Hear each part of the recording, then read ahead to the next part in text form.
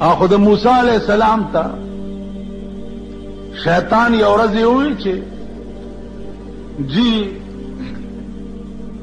ما هیڅ غلطی نه کړی او دا خلق زما نامه بدنامي چې دا د شیطان حرکت ده، ما هیڅ نه کړی.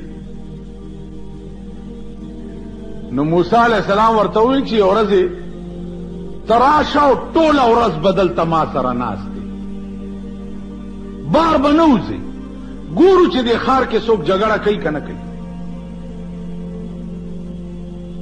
ټوله ورځ موسی علیہ السلام سره شیطان تیره کړه، مازدیګر شو، هیڅ کیس رانغی چې پلاني ځای کې دماکه وشوه. بله ورځ بیا دماکه وشوه اندر شهر کې وشوه. هلو یو سړی ونیو، یوې ونیو چې ونیوه چا په خونه ومنډلو، هم څه کړو؟ تاسو خدای هلاک که چې هلاک شي، خو چې ومنیو چوکیادګار کې اعلان وکړي او راویې باسئ او د دې قوم په مخ کې ترې سر قلم کوي چې ومنې څه پولیس به د هغې انټاروګیشن کوي. ما ته معلوم دي د پولیس انټاروګیشنونه، پولیس د لاسه خو د دې ملک بیړه تباه ده، پولیس به انټاروګیشن کوي.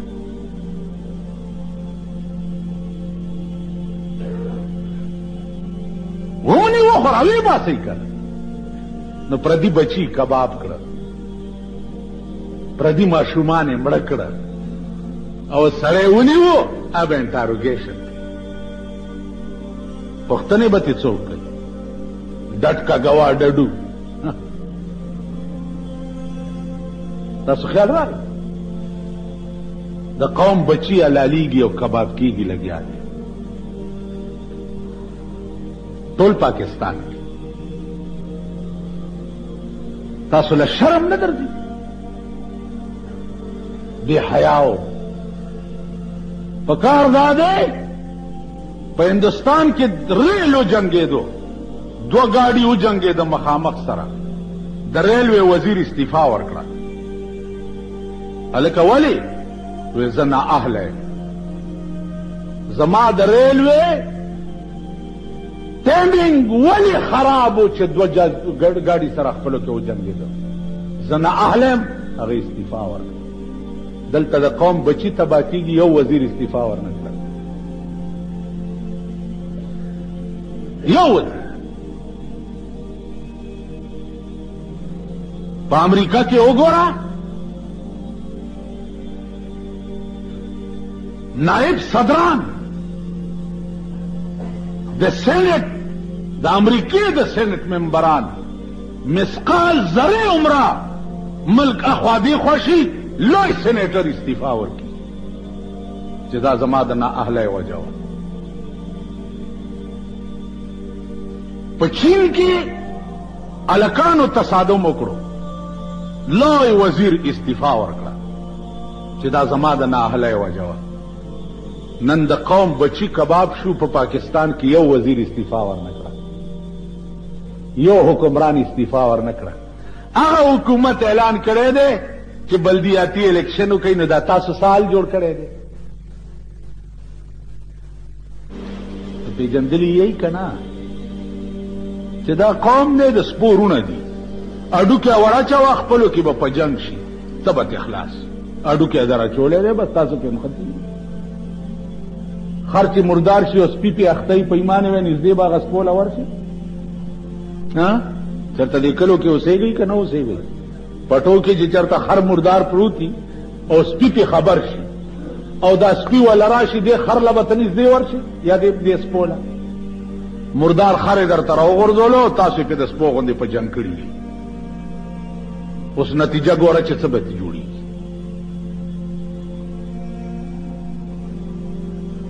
عزیزانو، خدای چې څه کوي مونږ سره ښه کوي، مونږ نااهله یو.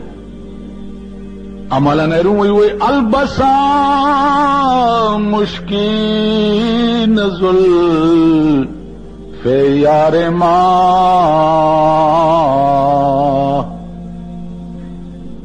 البسا مشکین زلف یار ما چونکہ ما دزدیم و زنجیر ما وی زما د یار زلف خود مشکو د عنبر و پشانی دی لیکن زخو غالب ما د پارا بت زنجیرنا جوړ شي د یار زلفو کې فرق نشتا زما د یار زلف مشکو عنبر دی خو زه غالب نو دغه زلف به زما زنجیرونه یو زما لاس به تړلی او زه به ورته پیش نو مونږ نه اهلی مونږ کې اهلیت نشته که مونږ اهل وې زمونږ به دا حال ته ورشه الیکشن خو په دې نورو ملکونو کې الیکشن خو په یورپ ممالکو کې کیږي الیکشن خو امریکا کې کیږي دنیا کې الیکشن کیږي هلته دا دي لپنګان لچګانې راغونډ کړي او صاحب روان یو په لاره باندې لاسونه پکې جیتېګا جیتېګا جیتېګا ته د خرې زوی خو غلی روانو سکه کور دې وران شه د بدلې و بچیا خو غلی زه کنه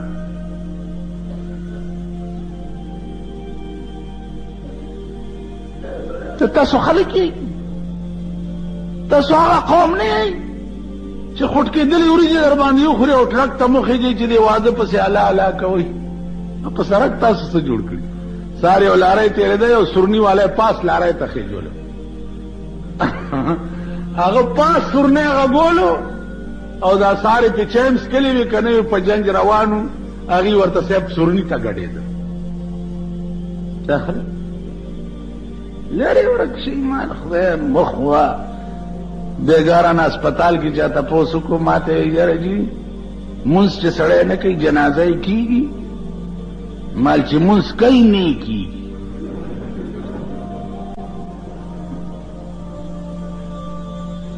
چې مونږ نه کوي یا پرېږده چې دا مونځونه ډېر کوي د دغو نه کوي نن لوی ګن په ملک کې مه واچولی چې دا ډېر مونځونه کوي ګوره سال یې جوړ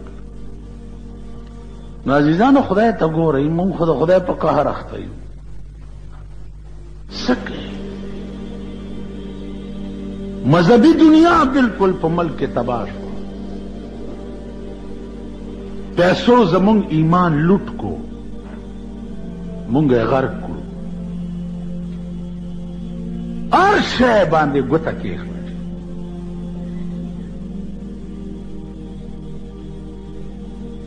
زمونږ انجام به څه وي زمونږ نتیجه به څه وي آسمانی افت د آخرت تباهي د دنیا رسوایی دا به زمونږ انجام مونږ به په شرمونو شرمیږو خدای پې پوهیږي چې دا ملک 200 کاله پیرنګي لاندې راغلی و اوس خدای پوهیږي چې د دې نااهله حکمرانانو د لاسه به دا ملک بیا چا لاندې راځي هندو لاندې به راځي کمیونست ملکونو لاندې به راځي سوشلیست ملکونو لاندې به راځي دا ملک به بیا چا لاندې نو عرض داو چې موسی علیہ السلام خیال وکړو چې مازیګر شو یو کیس رانغی دا به اوس څه کېږي نو موسی علیہ السلام ته وایي چې راځه که نه داسې بار چکر و خو چې بار وتي دي موسی علیہ السلام مخکې دی او شیطان ورپسې دی د وایي الوایي په دکان تېرېده چې په دکان تېرېده هغه شیطان د الوا نه ګوته ګنده کړه او په دیوال یې راغله په هغې مچان کېناست چې مچان کېناستا مچانو له دا چمچورکی راغه مچان یې خوړه د دکاندار یو پیشو ساتلی وه هغې په چمچورکی ورټوپ کو دلته یو سړی راغلی او ځان الوا اغستوله سپی ورسره و هغه سپي په پیشو ورټوپ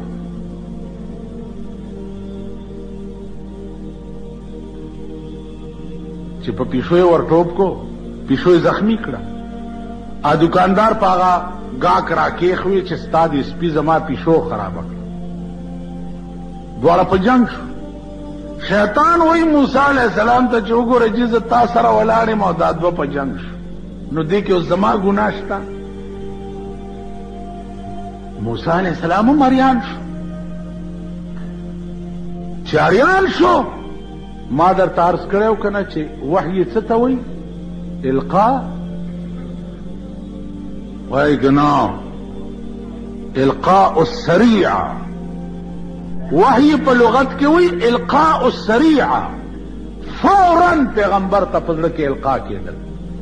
فوراً موسی علیہ السلام ته وحی رااله چې د شیطان ته ووایه چې د دې جګړې بنیاد چا ایښی و. که تا د الوهي ګوته نه وی راښکلی په دیوال باندې نو هغې له به مچان ولې راتلی، هغې له به چمچوری ولې راتلی، هغې له به پیشو ولې راتلی او بیا د ګاک سپي به په پیشو ولې ورټوپ کوی. خو بنیاد یې تا ایښی. نن ستا په پاکستان کې ضیاءالله ګوته راښکلې ده. تاسو خیال راغی؟ نو پیشو او سپو والا په جنگ کړي دي. ګوته د هغه ده.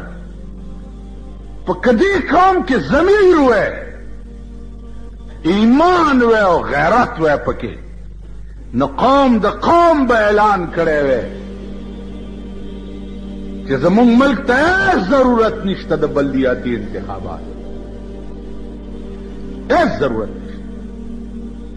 مونږ که الیکشن په ملک کې کول غواړو یا خو اسلامي انقلاب غواړو چې یو 2-3 کروڑه حلال کی چې دا باقی د سړي زامن شي، او یا د قومي اسمبلی الیکشنو کا چې د ملک نظام بدل شي. او قسم په خدای دی چې اوس زه د قومي الیکشن د الیکشن په حق کې نه، د صوبایي اسمبلی د الیکشن په حق کې نه. دې بې ضمیره قوم وای په ایمان خدای خبر پوهیږي، په خبره که نه پوهیږي. دا نن چې دې قوم نااهله راوړاندې کړي دي او بلدیاتو ته یې ودرولي دي، دا قوم به سبا د روټۍ او چایو دپاره نااهله قومي اسمبلی ته نه راوړاندې کوي. کوي به که نه به کوي. او تاسو دا مورمړي پلارمړي به ورسره یئ که مونږ به ورته دعا کوو، ختم به کوو چې روټۍ را باندې وخوري به چې دعا وکړي چې خدای پاک یې کامیاب کړي. دا نه ده چې دا خر دی په اسمبلی کې خبره هم کولی شي کلی شي. هغه ورځ مې یو ممبر ته وویل مال په ایمان یې ووایه تا د هغه 10 سپارې قرآن ووایي چې هغه د خدای کلام دی چې ته کله نه دې قومي اسمبلی ته تللی چېرته ستا یو تقریر کړی دی؟ وایي چې نه خلا چې ضرورت نه ده پېښ شوی که نه. نو زمونږ عزیزو وی ضرورت نه ده پېښ شوی. ما چې د میز ډبولو ضرورت خو پېښ شوی دی، خو چې چا څه ویلي دي تا ورته میز ډبولی، چا څه ویلي دي تا ورته میز ډبولی. دې صاحب 30-40 لاک روپۍ ولګوه، ملکان په 1000 روپۍ خرڅېږي، ته ممبر شو. ټیک څه دي دلته دې که ممبري صاحب حجره کې شنې تورې برابر کا او یو 100 ډنچ کوپیان را پیدا کا، بس هاړ هوړ هاړ هوړ هاړ هوړ ها کو خلق به وایي چې هلکه دا خو زموږ چې چل دی